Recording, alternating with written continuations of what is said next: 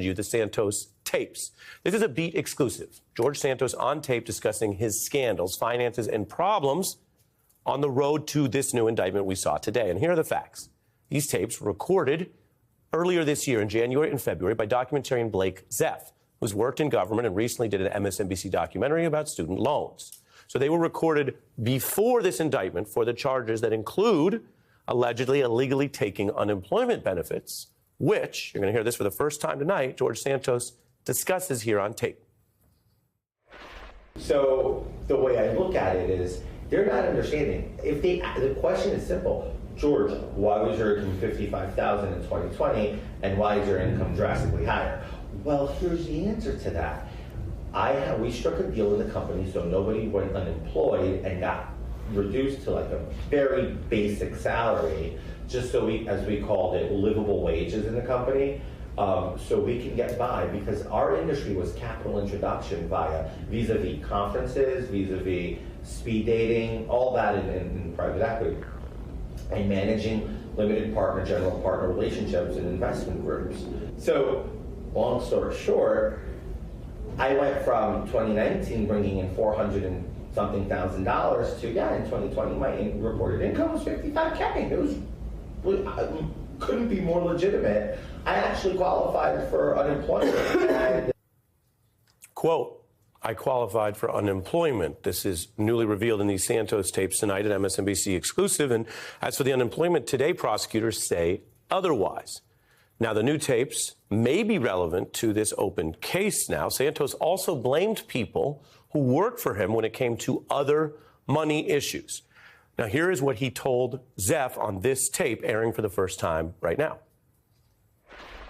This is a very complicated process. You hire people throughout this process that are going to do you justice, and you hire people that won't do you justice.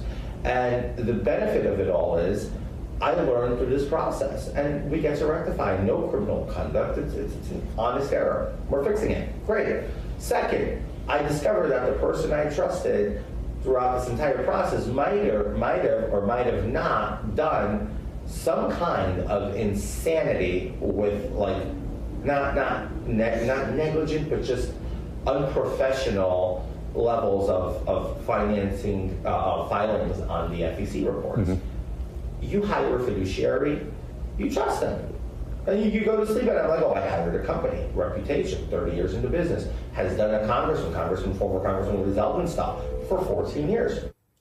This is brand new. George Santos there earlier this year speaking on tape for the first time.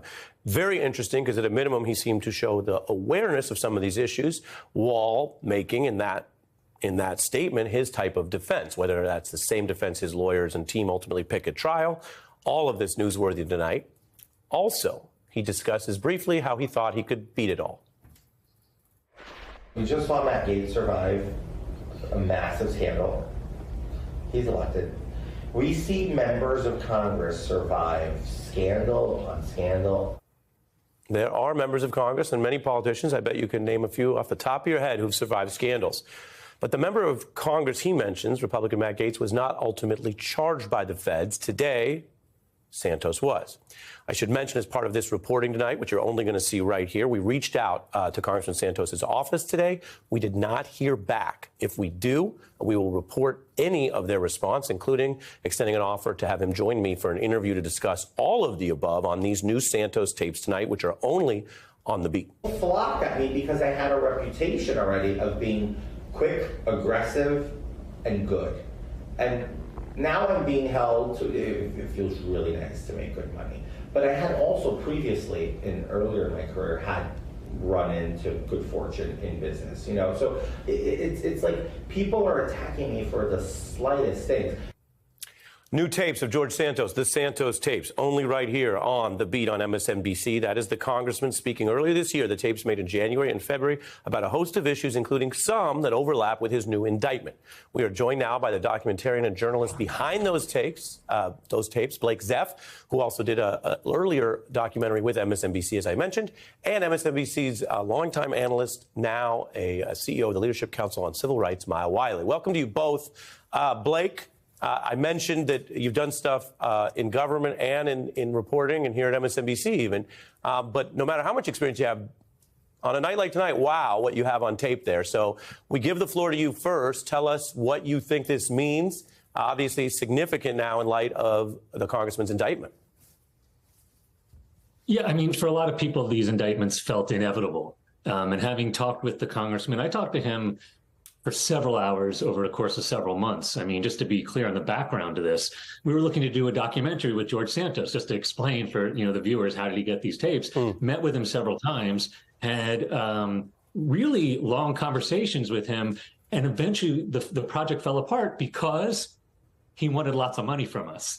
And that's sort of a journalistic no-no where you don't really pay for stories. And by the way, I'm not so sure that the ethics committee would allow him to take outside income. So there were all sorts of reasons why that might not have worked. So I just want to be clear about, how we got them. And so I even think that that's part of the story, gives you a little bit of sense of how he's looking to monetize the office. In terms of this news, can't say that I'm surprised. I will tell you, though, that George Santos, I learned from my many meetings with him, is extremely confident.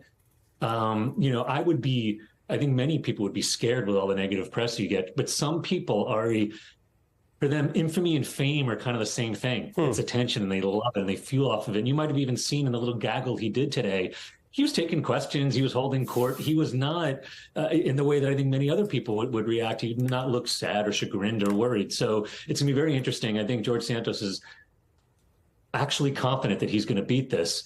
I don't know if there's legal relevance to these tapes, but I think they give a lot of kind of an inside picture into how he thinks and operates. Absolutely. You make several important points. We had a prosecutor on earlier tonight who mentioned that how much time he could be facing.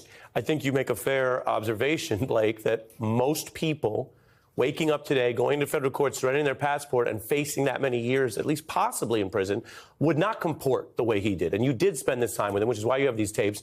I'm going to bring in Maya. She's here to give us all of her reaction. But before I do, given that you are the person who busted out these Santos tapes, we have another statement he made, which is less related to the case, but involves him talking about, quote, a room full of Jews. Let's listen to that. You sit in a room with a lot of Jews, you're it's funny when the isms start coming out, right? Oh, he's such a man, she's such a man, and then they go on to the next thing, and it's like, oh, that's a point, it's really bad. But anyway. That's, again, another piece of these new tapes you've recorded. So he's saying this to you, talking about a, quote, room full of Jews, then you're really blanked. Tell us about this. Yeah, so, it came up when I talked to him. I'm from that district, so that's why I kind of had this interest in the story in the first place. I knew a lot of the players involved, and I thought I could bring kind of an interesting perspective to this crazy story. And so I came in, and we talked about the fact that I was from the district, and, it's well documented that he's talked about being Jewish. And that came up, and he asked me about that. And I honestly think, Ari, that he believes these things that he says, and he believes that he is Jewish.